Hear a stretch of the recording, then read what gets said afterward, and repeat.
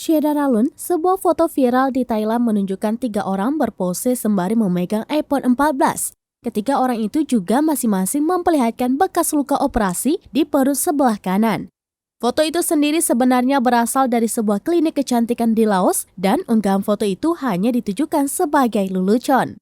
Sayangnya, ketika foto ini viral di Thailand, banyak orang mempercayai bahwa orang-orang di foto itu rela menjual ginjalnya demi membeli iPhone 14. Palang Merah Thailand kemudian mengecam konten tersebut karena dinilai bisa menginspirasi orang bertindak gegabah hanya demi iPhone. Masyarakat Laos sendiri sepaham bahwa konten itu hanya merupakan lelucon, apalagi pendapatan orang Laos memang lebih rendah dibandingkan harga iPhone 14, sehingga konten itu dianggap sesuai konteks masyarakat setempat.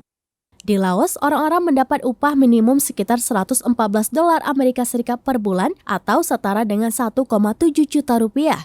Sedangkan di Thailand, upah minimumnya sekitar $343 Amerika Serikat atau setara dengan 5,1 juta rupiah. Jadi, harga iPhone 14 memang lebih mahal bagi orang Laos dibandingkan orang Thailand yang dihimpun Kompas Tekno dari Mothership pada Senin 19 September 2022.